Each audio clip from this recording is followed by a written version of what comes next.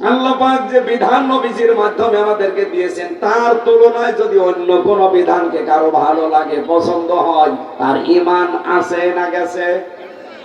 এই বাংলাদেশে এবার আপনি মিলান এই 10টা, আমার মনে হয় 100 জনের বহু মানুষের ঈমান আর নেই, ভেঙে গেছে। এখন যাদের ঈমান নেই তাদেরকে আমরা কি বলি? মুশরিক। বলেন বলেন। যারা শিরিক করে তাদেরকে আমরা মুশরিক বলি, যেহেতু তাদের ঈমান ভেঙে গেছে, নষ্ট হয়ে গেছে। সুতরাং মুশরিকদের কাছে আল্লাহর দ্বীন কায়েমের কথা বললে খারাপ লাগবে, কষ্ট হবে। এই বাংলাদেশে আপনি তাহলে মুশরিক, আপনি যে কোনো ভাবে শিরিক করছেন, আপনার ঈমান কিন্তু শেষ। আবার বলছি, নবায়ন করি, আবার সঠিক জায়গায় আসেন। তাহলে আল্লাহর দৃষ্টিতে এই পৃথিবীতে হক দল, হেদায়েত প্রাপ্ত মানুষ তারা, যারা আল্লাহর এই হক পন্থায় মানুষকে ডাক দেয়। আর এই দেশে দেখেন কত মানুষ কত দিকে ডাকে। আমরা গ্যারান্টি দিয়ে বলতে পারি, আমরা বাবার দিকে ডাকি না, আমরা মানুষের তৈরি করা আইনের দিকে ডাকি না, আমরা ডাকি কার? বিধানের দিকে। এবং এই অবিহিয়া দিলুন 2 নম্বরে, এই বিধান দিয়ে যারা ন্যায় বিচার কায়েম করতে চায়, আল্লাহর বিধান ছাড়া ন্যায় বিচার কায়েম করা সম্ভব না। তার প্রমাণ এতদিন আমরা পাইনি, আমি নিজেই তো পেলাম। এই 3টি বছর আমার জেলে থাকা লাগতো না যদি আল্লাহর বিধান এই দেশে কায়েম থাকতো। কত লক্ষ লক্ষ মানুষ জেল খাটে, আমার মনে হয় শুধু আল্লাহর বিধান এই দেশে না থাকার কারণে। আমার সাথে একজন খাবার টেনে দিত জেলখানায়, উনি আজ 6 বছর জেলে আছে। জিজ্ঞাসা করলাম, ভাই কিসের মামলা? বলছে আমার শত্রুতা করে ধর্ষণ মামলা দিয়েছে। অথচ লোকটা এরকম মুরব্বী মানুষ, একজনের সাথে রাগারাগি ছিল, সে পেরিয়ে ওঠে না, শেষ পর্যন্ত তার 6 বছরের একটা মেয়েকে এর নামে ধর্ষণ মামলায় লাগিয়ে 6 বছর জেলে রেখে দিয়েছে। এরকম হাজার হাজার মানুষ জেলে আছে, ও জানেই না যে ওর অপরাধ কি। এটা হইতো না যদি আল্লাহর বিধান থাকতো। এই কথা বলে না, কারণ আল্লাহর বিধান কায়েম হলে জেলে এতদিন থাকা লাগে না। ধরবে, সাক্ষ্য প্রমাণ হবে, সঙ্গে সঙ্গে ফায়সালা শেষ।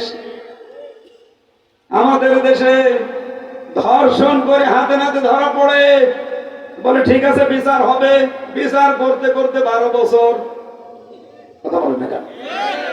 ইসলাম যদি কায়েম হয়, ধর্ষণ যদি হয়, ধরা পড়ার সঙ্গে সঙ্গে 3 ঘন্টার ভেতরে বিচার শেষ। খুব বেশি হলে যদি ছুটির দিন হয়, জমার দিন পর্যন্ত টেনে নিয়ে যায়। সৌদি আরবে একটা মসজিদ আছে, গলা কাটা মসজিদ, ওর পাশে দেখলাম কোর্ট আদালত। আমার সাথে যারা ছিল, এই যে এক হাজী সাহেব ছিল, ওখানে দেখতে গিয়েছিলাম। গলা কাটা মসজিদ ওইটা, জেনা করলে তাদেরকে ওই জায়গায় কল্লা কেটে দেয়। সামনে বিচারের ব্যবস্থা আছে, কোর্ট আদালত যেটা, ওখান থেকে রাস্তা পার হয়ে মসজিদ, ওখান থেকে রায় দিয়ে দেবে জমার দিন। ওখানে প্রধান বিচারপতি মক্কায় যিনি, কাবা শরীফের ইমাম, তিনি উনি বলবে ঠিক আছে, সাক্ষ্য প্রমাণ শেষ, বিচারের রায় দিয়ে দিলাম, ওকে গর্দান কেটে দেন।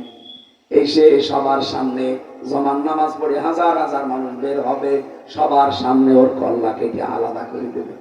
বাংলাদেশে আমার মনে হয় একটা যদি এই চৌগাছা কেন্দ্রীয় মসজিদে পড়া হয়, এদেশের কোন মানুষ আর ধর্ষণের নাম মুখে আনবে না। এইটা আল্লাহর বিধান।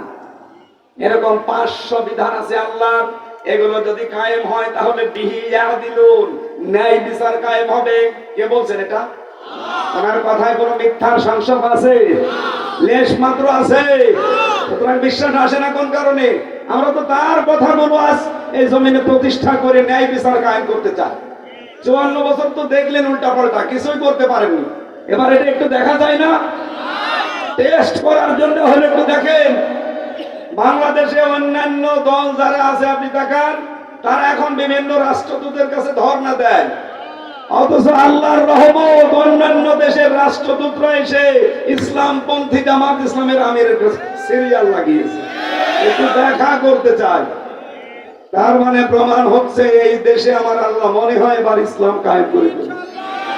কারণ কোরআনে কারিমে আল্লাহ জানিয়েছে, সূরা কসস 5 নম্বর আয়াত, জমিনে যারা জুলুম, নির্যাতন, অত্যাচারের সবচেয়ে বেশি সম্মুখীন হয়, আল্লাহ তাদেরকে জমিনের নেতা বানায়, উত্তরাধিকারী বানায়, আর শাসন ক্ষমতা দিয়ে দেয়। এই জমিনে যেহেতু সবচেয়ে বেশি প্রাণ গিয়েছে, আপনি দেখেন গুম কমিশন তথ্য দিয়েছে, বাংলাদেশ জামাত ইসলামী আর শিবিরের 56% লোক গুম এবং খুনের শিকার, আর বিএনপির 37% লোক। সবচাইতে বেশি যেহেতু ইসলামপন্থীরা, সুতরাং আল্লাহর ঘোষণা তো মিথ্যা না, উনি এবার ইসলামকে এই দেশে ইসলামপন্থী মানুষের হাতে তুলে দেবে। আপনি যদি থাকেন, আপনাকে সাথে নিয়ে আমরা ইসলাম কায়েম করব, আপনি যদি না থাকেন, আপনাকে বাদ দিয়ে ইসলাম কায়েম হবে ইনশাআল্লাহ। আল্লাহর কথা আমরা 100% বিশ্বাস করি কিনা বলেন তো, বলেন। সুতরাং এই দেশে হেদায়েত প্রাপ্ত দল এই একটা, যারা এই দুইটা গুণে গুণান্বিত। এক নম্বরে যারা হক পথে ডাকে, সত্য পথে ডাকে, সত্যের পথ দেখায় মানুষকে, ন্যায় পথ দেখায়, আর যারা এই পথ অনুযায়ী ন্যায় বিচার জমিনে কায়েম করতে চায়। এটা যারা করবে তারা এই দেশে হেদায়েত প্রাপ্ত দল। কারা করছে আপনি জানেন না? নাম ধরা লাগবে কোন কারণে? আপনি তো টের পাচ্ছেন না। পারলে আপনি সূরা আরাফের 181 নম্বর আয়াত বিস্তারিত তাফসীর সহ পড়েন, দেখবেন আমি যেটা বলতে চাই এটা চলে আসবে।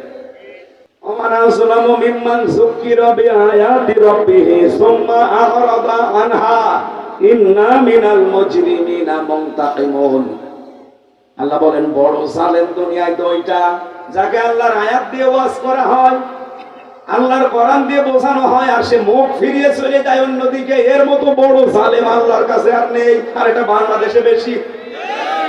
আমি যা ওয়াজ করছি এ কি আমার নিজের কথা না আল্লাহর কথা? সব নোট করে নিয়ে এসেছি। 8 নম্বরে কাউকে দিন শরীয়তের ঊর্ধ্বে মনে করা, এটা বাংলাদেশে 15 বছর যেটা বঙ্গবন্ধুকে মনে করা হতো, দেখেছেন না? সব জায়গায় উনি, এমনকি বঙ্গবন্ধু টয়লেট আমি নিজে পেয়েছি নীলফামারীতে। বঙ্গবন্ধু টয়লেট ওর নামেও টয়লেট লাগে। আল্লাহ রাসূলের ঊর্ধ্বে কাউকে মনে করা যাবে? এটা সূরা মায়েদার 3 নম্বর আয়াতে আছে। 9 নম্বরে রাসূলুল্লাহর ফয়সালার তুলনায় অন্য কোন ফয়সালাকে উত্তম মনে করা, সূরা নিসার 65 নম্বর আয়াতে পাবেন। ইন্না ফালা ফালা ওয়া রাব্বিকা ফালা না ফালা ওয়া রাব্বিকা লা ইউমিনুনা হাত্তা ইউহাক্কিমুকা ফীমা শাজারা বাইনাহুম সুম্মা লা ইয়াজিদু ফি আনফুসিহিম হারাজাম মিম্মা কাদাইতা ওয়া ইউসাল্লিমু তাসলিমা। 10 নম্বরে মুহাম্মদ রাসূলুল্লাহর আনিত বিধানকে অপছন্দ করা, এটা পাবেন সূরা মুহাম্মদের 9 নম্বর আয়াতে, সূরা নিসার 64 নম্বর আয়াতে। আল্লাহ পাক যে বিধান নবীজির মাধ্যমে আমাদেরকে দিয়েছেন, তার তুলনায় যদি অন্য কোন বিধানকে কারো ভালো লাগে, পছন্দ হয়, তার ঈমান আছে না গেছে?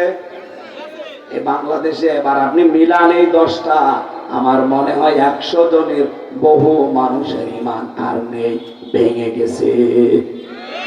এখন যাদের ঈমান নেই তাদেরকে আমরা কি বলি? মুশরিক। বলেন।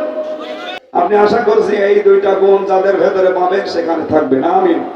যেহেতু অনুষ্ঠানটা ধরা লাগবে, এখন 9:15 বাজে, আমি মাওলানা হাফিজুরকে 2 মিনিট সময় দিচ্ছি।